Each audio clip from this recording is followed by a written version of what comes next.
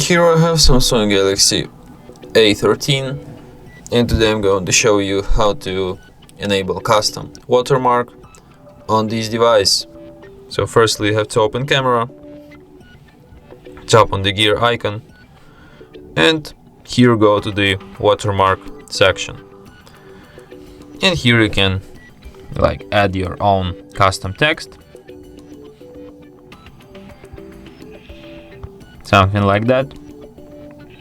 And now every photo you take will be marked with your custom watermark, just like this.